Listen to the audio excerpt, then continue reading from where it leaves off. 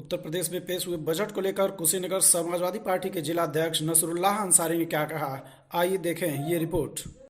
UP सरकार द्वारा पेश बजट पे जो है सरकार जो है सबका साथ सबका विकास की दावा कर रही है। ऐसे में क्या सच्चाई है धरातल पर, क्या कहना चाहिए? देखिए, जहाँ तक बजट का सवाल है, सबसे पहले हम आप लोगों को धन्यवाद देंगे कि बहैसियत जिलाध्यक्ष समाजवादी पार्टी से आप लोगों ने बजट पर पक्ष जानने के लिए आए। आप लोग धन्यवाद के पात्र हैं। जहाँ तक बजट का सवाल है, ये जो बजट मैंने जो देखा है, पढ़ा है, बजट एक तरह से पूरा पूरा खाली बैग है। थोड़ा बैग सुंदर दिख रहा है। बजट में न तो नौजवानों के लिए, किसानों के लिए, मझोले व्यापारियों के लिए या जो लेबर क्लास के लोग हैं, इनके लिए कहीं कोई ब्लूप्रिंट नहीं है। न तो रोजगार के क्षेत्र में कोई ऐसा खास कोई इनकी योजना है कि हम बेरोजगारों को कैसे रोजगार सृजित करेंगे, महंगाई को हम कैसे कम करेंगे, और छात्रों के लिए तो कुछ भी नहीं है। ये सरकार तो पूरा पूरा यह बजट प्रदेश का हो या देश का हो, दोनों बजट मैंने देखा है। दोनों बजट ही निराशा का बजट है। और इस बार फिर पूरे प्रदेश के लोग और देश के लोग इस बजट से अपने को ठगा महसूस कर रहे हैं। इसलिए कि अभी मैंने बजट में देखा, हमको नहीं लगा कि कहीं एनवायरमेंट की कोई चर्चा बजट में है। जैसे आज के डेट में एक एनवायरमेंट हमारी एक ज्वलंत समस्या है। जो पर्यावरणीय जो क्षति हो रही है, जिससे तमाम तरह की बीमारियां फैल रही हैं, तो पर्यावरण के लिए भी कोई बजट में कोई प्राविधान नहीं है। और आने वाला जो नौजवानों का भविष्य है, हम कैसे रोजगार सृजित करेंगे, कैसे हम छात्रों के लिए कोई स्किल डेवलपमेंट के लिए हम कोई खास योजना दें, ऐसा कुछ बजट में है ही नहीं। तो ये बजट पूर्णतया जो है निराशा का बजट है। किसी के लिए कोई भलाई का ये बजट नहीं है। वो पिछले बजट को भी हम लोगों ने देखा, और जो इनका चुनावी घोषणा पत्र था, उससे और बजट से तो कोई तालमेल नहीं है। जो भी इन लोगों ने चुनाव में घोषणा किया कि नहीं हम किसानों को मुफ्त बिजली देंगे, अब तक ये अब इनका एक और बजट इनको पेश करना है। मतलब ये कहा जाए कि सेकंड टू लास्ट है या लास्ट बट वन है। तो लास्ट बट वन बजट में अंतिम बजट के पहले अब बजट पेश हुए, इसके बाद एक बजट ये सरकार और पेश करेगी। लेकिन किसानों के आय बढ़ाएंगे, इससे संबंधित कोई ब्लूप्रिंट नहीं है। हम मुफ्त की बिजली देंगे, ऐसा कुछ भी नहीं है। छात्रों के लिए कोई ऐसी व्यवस्था नहीं है कि जो स्किल डेवलपमेंट या उनके लिए कोई बेहतर व्यवस्था की जा सके, ऐसा कोई बजट में नहीं है। वही वो पुराना वाला राग जो था, उसी को थोड़ा सा बैक ठीक करके और कह दिया गया कि सबसे अब तक का बड़ा बजट है। महंगाई बढ़ रही है तो बजट तो बड़ा रहेगा ही। वो हर बार जब बजट आएगा, किसी भी सरकार का बजट होगा, तो महंगाई के एतबार से थोड़ा बड़ा रहेगा। लेकिन उसका कोई बहुत मतलब नहीं है। इम्प्लीमेंटेशन नाम की तो कोई चीज नहीं है। इसलिए मैं इस बजट को पूरा पूरा खाली बैग कह रहा हूँ।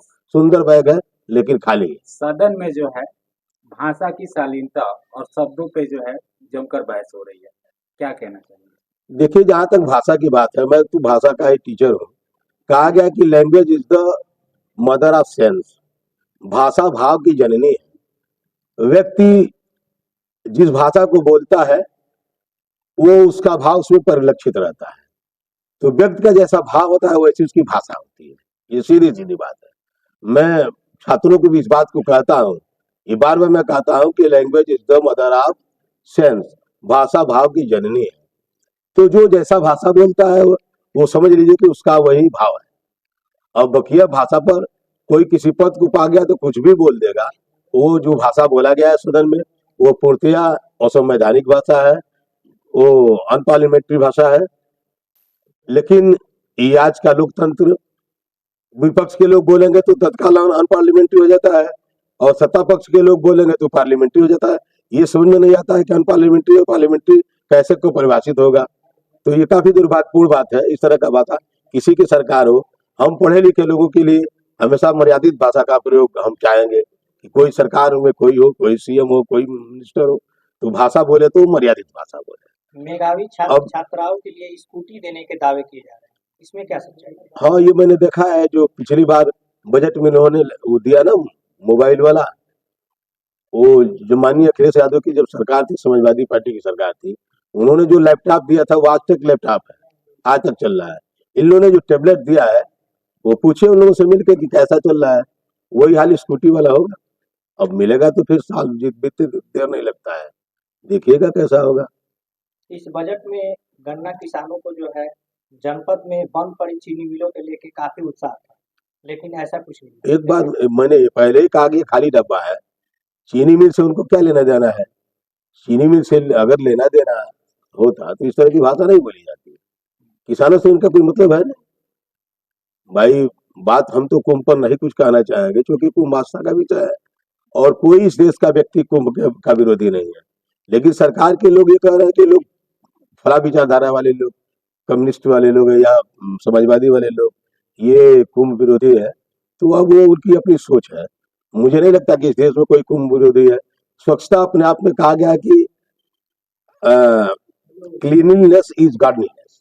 एक अंग्रेजी में कहावत है कि क्लीनलीनेस इज गॉडलीनेस, यानी जहाँ सफाई है वहाँ ईश्वर है।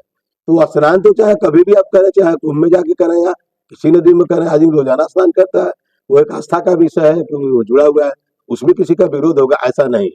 ऐसा अगर कोई कहता है तो कहीं ना कहीं किसी मानसिकता से ग्रसित है इसलिए, या किसी पर उसका कोई पटाक्षेप करना है, वार करना है, किसी तरह का को कलंकित करने की उसकी नीयत है, तो वो ही ऐसा कर सकता है। क्या लग रहा वरना है कुंभ पे राजनीति हो रही है?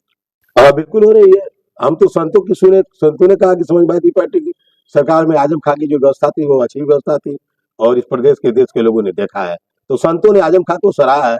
हम ये धन्यवाद के पात्र हैं माननीय आजम खां साहब की सरकार में, समाजवादी सरकार में एक अल्पसंख्यक होने के नाते उनको जिम्मा दिया गया और उन्होंने ऐसा करके दिखाया कि आज भी संत उनकी प्रशंसा कर रहे हैं।